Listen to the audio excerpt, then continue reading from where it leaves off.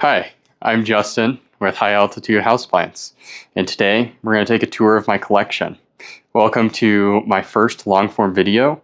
I am really excited to start doing these long-form videos because I feel like as I've been making this short-form content, I really struggle to take the points I want to make and pack them into such a short amount of time. So I look forward to getting to go a little bit more in depth on those topics and allow you guys to get to know me a little bit better, because I feel like it's hard to allow my personality to come through as much in shorter form content. So for the first video, I'm going to show you my credentials, show you my collection and what I've grown over the last couple of years. So I've been doing houseplants for about 3 years now, but I would say the first year and a half was really just figuring things out. What did I enjoy growing?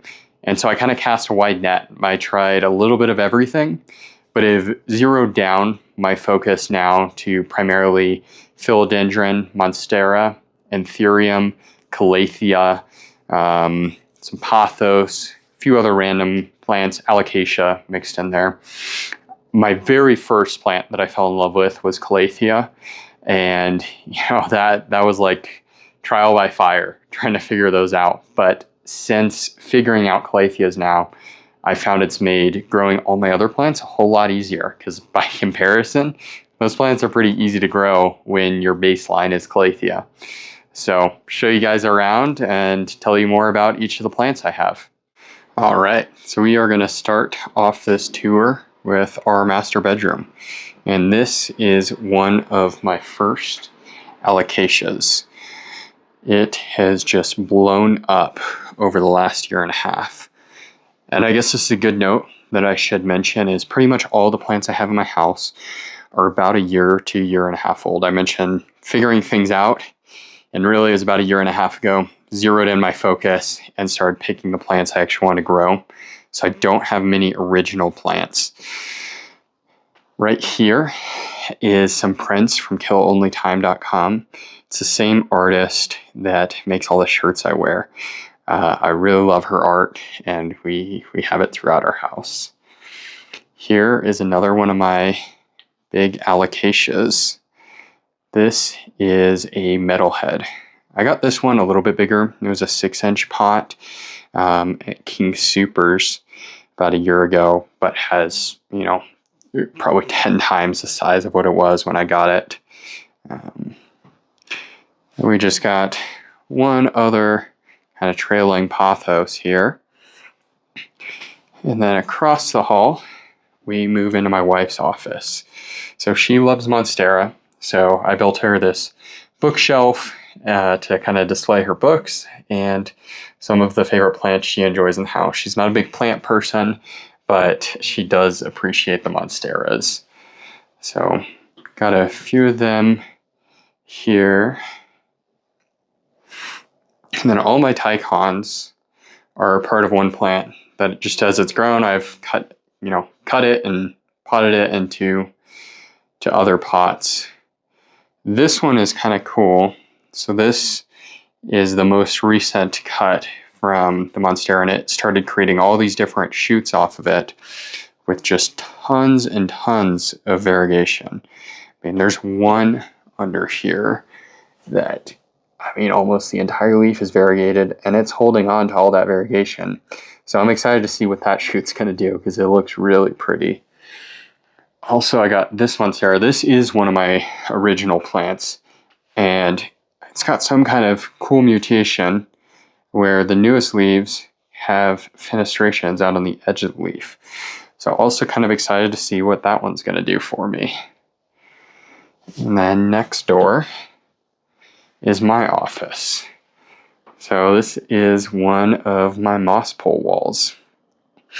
Moss poles were a pretty big learning curve for me. It took a while for me to really figure them out, because there's so much information on moss poles out there, and some of it's great, some of it's not great. And I kind of had to figure out my own way. Our climate here is just also not well suited for growing moss poles and growing these tropical plants really big, especially with temperatures and humidity. So really trying to nail that has taken some time, but I'm finally starting to get some really, really massive leaves here. This one has upsized a ton. My pothos is finally starting to do something here as well. Got that really big leaf. I love the color and just the depth of this leaf here. My Monstera albo seems to be one of the favorite plants for viewers. Pretty much all the videos I make with it tend to do really, really well. And I mean, I can't blame them. It is such a gorgeous plant, one I've really enjoyed growing. It's about a year old. I got it as a one-leaf cutting and has just exploded. All the other moss poles that you see on this wall are all purchased as starters in the last year. So they started as a tiny little cocoa plug and have just blown up. This Philodendron elegans is one of the ones I have had the most success with. It is only a year old and has just skyrocketed in size. Let's see if we can look down here. It's down at the bottom. Some of these leaves, you can see just how quickly, with only a couple leaves up, it got really, really big. Over here, I have, this is another first plant, one of my ferns. Had a lot of fun growing it. I really like mixing ferns in the space because they just look different and kind of help give that lush jungle look to everything. Here's one of my big calatheas, the peacock calathea, one of my favorite. I think they're just so beautiful. And then over here is a few of my newer plants. A few alocasia starters that I all got this summer. And they're not nearly as big as my other alocasias. I went for a lot of variegated ones this time, so I'm excited to see how I do with those. This is one of my favorites that I'm really excited to see how it grows and upsizes. This is also one of my all-time favorite plants. It was on my wish list for a long time and just got it a few months ago. But the Monstera deliciosa aria. Few more calatheas here. My very first begonia. That's probably the newest thing I've gotten into, is really just the last few months. So I'm excited to do more with begonias, make more content with them in the future. And then we move down into the living room. So on the windowsill here, I have a couple of my crawlers, the Zebra gloriosum, my variegated peace lily, the Sensation. He's had a hard time adjusting. I wouldn't say I've really figured this one out yet. It doesn't necessarily mix with the rest of my collection, different type of care, so give it some time. Hopefully it'll look good, but it is such a gorgeous plant. And then here is my big Tycon, one of the first plants that I really had success with. It has just gotten massive. When I measured that furthest back leaf, it's about 38 inches. So this just really fills out that whole corner. Then over here is my trailing wall. I got another one of my huge alocasias. It's a Regal Shield. I love the dark velvety leaves of it. Then here I have a Thaumatophyllum bipennifolum. We'll see what happens. I feel like he's going to outsize the space in my house pretty quickly. And then here is some of the trailing wall. Mostly pothos. I don't have any philodendron trailing plants. They're just a little too prone to spider mites. And trying to clean all the leaves on that wall if I had a spider mite outbreak would just be a nightmare. So stuck to pothos and Tradescantia for that wall. Got a bird of paradise here.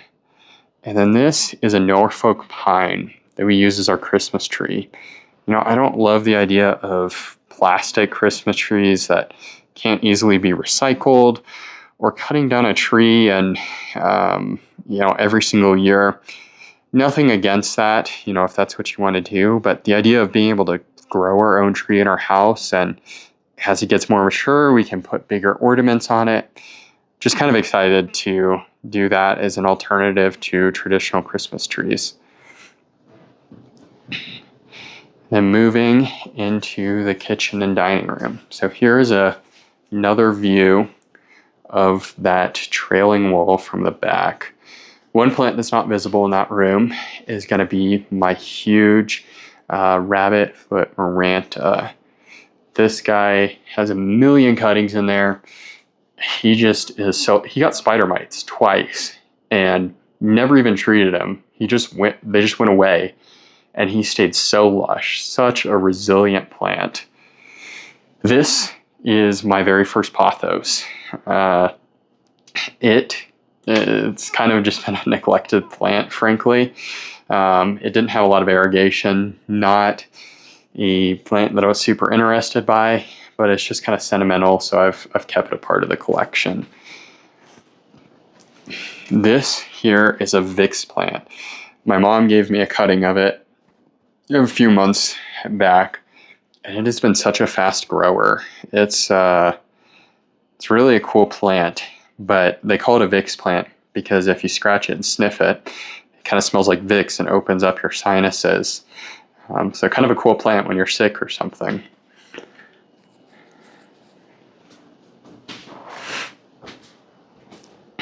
On the dining room table, have a couple Syngonium. This guy is just full of cuttings. There's probably 50, 60 plants in there. I've just cut it over and over and over, and makes for a really nice lush display on the dining table, but it does have to come off when we have people over because it's gotten so large you really can't see the person you're sitting in front of. And then the rest of the dining room is primarily my Anthurium. So that is what I got into this summer. Had a lot of fun with them. I think they have just such gorgeous leaves, and it's so cool to just see the leaves come out tiny and get so massive over the next couple weeks.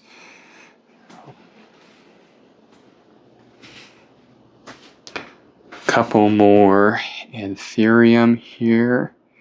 This one is really pretty. It's hard to show up in camera, but the variegation on it is just so cool. This is a new Anthurium that I just got from Flora Foundry in Denver, Colorado. Really cool. And then this is a new begonia, got from Nursery RX. And got another Alocasia gloriosum there. And then out in our backyard, we got a huge yard. I hope to make some content next summer trying to do something with it. Last year was really just getting it cleaned up and trying to get it back to what it was 20 years ago. It was very overgrown when we moved in, but now that it's cleaned up, I can start doing some cool stuff with it. Now coming down a level, this is our family room, kind of the cozy room of the house. And in the corner here is the majority of my Calathea collection. Got some of the Marantas up top here, variegated Maranta. And I have scaled down this collection a lot. They are a lot of work. I really enjoy growing them just because of how beautiful they are, but there's only so many that I can handle taking care of.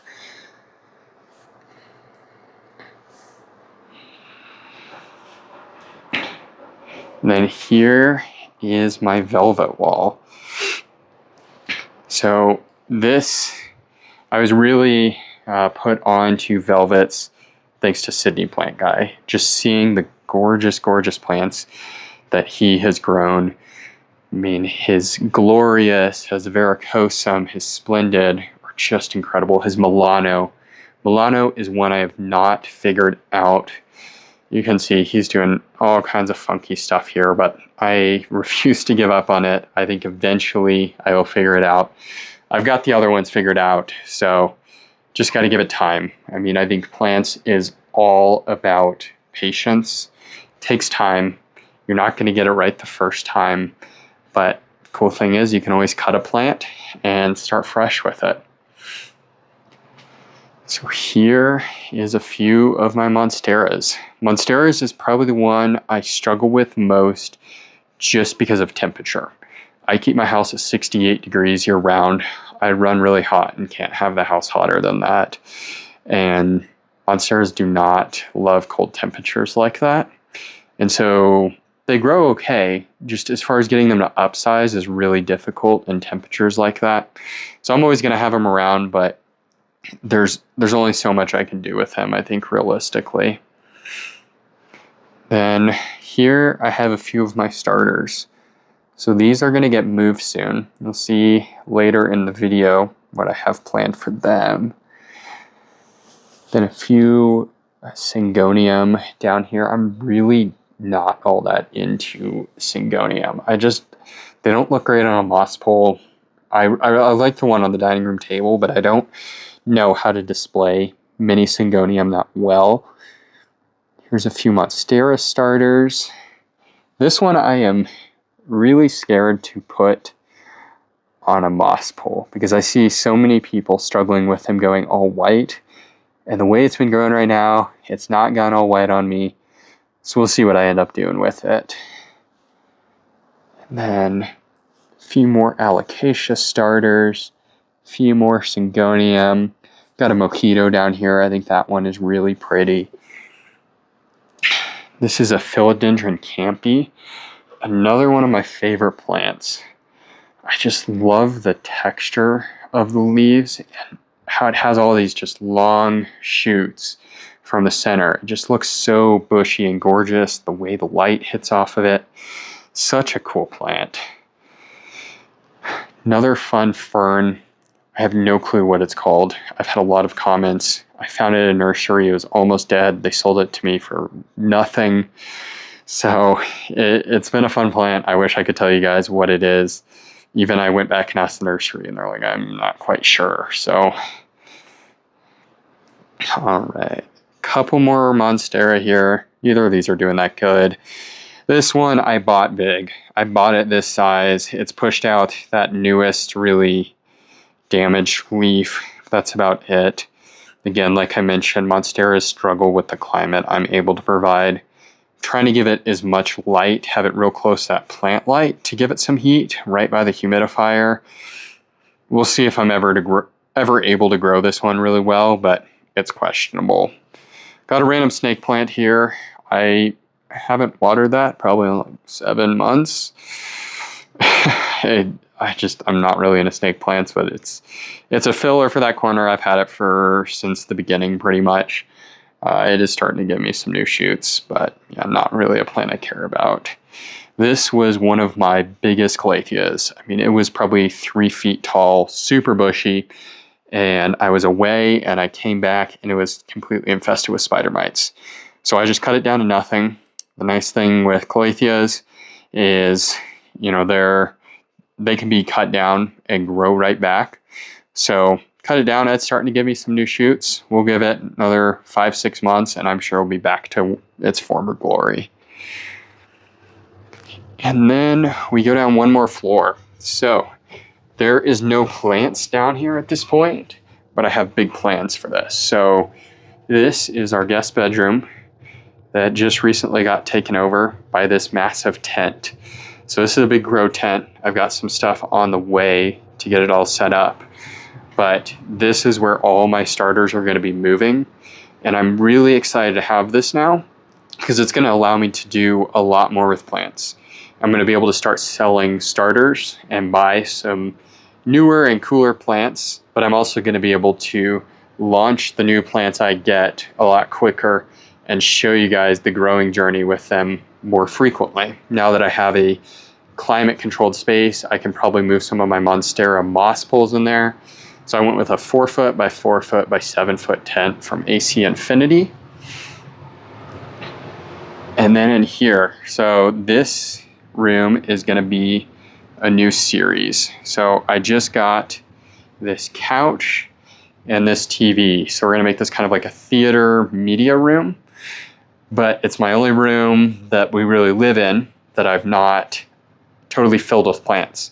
So I'm going to show you guys step by step how I decorate a room, pick plants for it, and I want to make you guys a part of it too. So if you have suggestions or things you want to see me do with this room, I'm probably going to build some furniture for it, build some shelves, really try to make it a cool, relaxing space here. And then in this closet, we got kind of a big closet here. This is my plant supply. Kind of set it up like my own little plant supply store. So I've got all my pots, all my stuff for substrate and boxes. I like to stay stocked. So when I get the motivation for a project, I have everything I need to just jump right into it. All the different chemicals I use for cleaning plants, for fertilizer, plants that need something taken care of, I just drop in here until I have time to take care of it. And then here's a few more pots, all my clear nursery pots that I keep on hand. I really like white pots, as you probably saw throughout the house. I try and keep, for the most part, all my plants in white pots because I don't want to draw attention to the pot. I want to draw attention to the plant. So I try and keep the pots uniform so they don't clutter the space and your focus is just drawn to the beauty of the plant and the color of the leaves. Well, thanks for joining me on my houseplant tour. Some upcoming things that I have for this year is going to be a series on getting that room downstairs set up, showing you guys how I set up my grow tent and the learning journey of it's my first time growing in a greenhouse and the conditions are going to be different, so things are going to look different with that. Also, hopefully, a series on doing some stuff with the backyard and may even try and grow some tropical plants out there and see how that goes this coming summer. And then I also want to move into a series talking more about my cancer story, because cancer is how I got into growing plants. And it became a form of therapy for me and allowed me to still connect with nature, even though my body didn't allow me to get out in the same way I previously was. So I want that to be an encouraging series, just telling you more stories about my time walking through that. And, you know, it was a meaningful time in my life, an impactful time, and I was able to find a lot of positives throughout it. So I'm excited to share more of that with you guys this year too. So thanks for watching. Stay tuned for more videos upcoming.